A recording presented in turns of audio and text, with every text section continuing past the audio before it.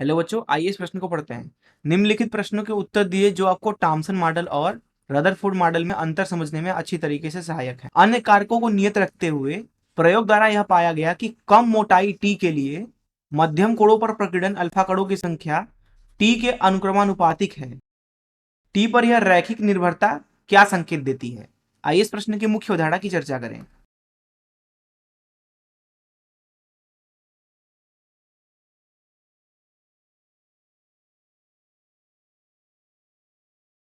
बात करें अगर हम रदरफोर्ड की, तो उन्होंने क्या किया था कि सोने के पन्नी के ऊपर प्रयोग किया था। तो यहाँ पे हम एक सोना तो यहाँ पे हम सोने की पन्नी बना लेते हैं। तो उन्होंने दरअसल इस तरीके से सोने के पन्नी को लेकर के इस पे अल्फा कणों की बीमारी की।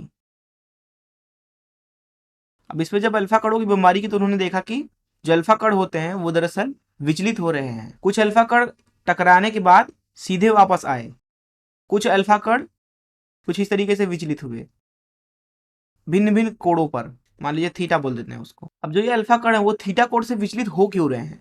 दरअसल इसका कारण जो था, रदरफोर्ड ने बताया कि इसका कारण है कि जो परमाणु होता है दरअसल वो कुछ इस तरीके से दिखता है। परमाणु में उसके केंद्र में नाभिक होता है जिसमें सारी की सारी धनावेश निहित होती है। इलेक्ट्रॉन उसके चारों तरफ घूम रहा होता है, और जब अल्फा कण इसके पास आता है कुछ इस तरीके से, अल्फा कण जो कि एक हीलियम का नाभिक होता है जिसके ऊपर धनावेश होता है, तो दोनों के बीच में बल लगने लगती है। अब अगर अल्फा कण कुछ इस तरीके से आ रहा है तो ये इसको ढकेलेगा, ढकेलने की वजह से ये विचलित हो जाएगा कुछ इस तरीके से। तो उन्होंने बताया कि विचलन का जो कारण है वह है विचलन का कारण वह है संघट्ट। और किसके साथ संघट्ट? नाभिक के साथ। उन्होंने एक नाभिक नामक एक नई संरचना की खोज की। उन्होंने कहा कि जो नाभिक होता है वो परमाणु के केंद्र में होता है और सारी की सारी धनावेश उसके अंदर निहित होती है। इसीलिए जो अल्फा कण होता है वो विचलित हो जाता है जब उसको सोने के पन्ने से गुजारा जाता है। कुछ तो कभी कभी तो ऐसा होता है कि जो अल्फा कण होता है वो पूरी तरह से वापस लौट आता है। पूरी तरह से वापस लौट आने का कारण यही है कि जो धनावेश होता है वो दरअसल पूरी तरह से एक ही जगह पे केंद्रित होता है परमाणु के अंदर। अब हम क्या करते हैं कि यहाँ पे जो सोने की पन्नी हमने ली रखी है जिसकी मोटाई हम मान लेते हैं कि टी है, अगर हम टी बढ़ाते हैं अर्थात मोटाई का मान बढ़ाते हैं, तो सीधी सी बात है कि जो यहाँ पे सोने के पन्नी के परमाणुओं से संघट्ट है उसकी संभावना बढ़ेगी। अर्थात हम बोल सकते हैं कि संघट्ट की संभावना क्या होगी? संभावना सीधी सी बात है कि बढ़ेगी। अब जितना ज्यादा संघट्ट होगा विचलन उतना ही ज्यादा देखने को मिलेगा। विचलन बढ़ जाएगा, उतना ही ज्यादा विचलन देखने को मिलेगा।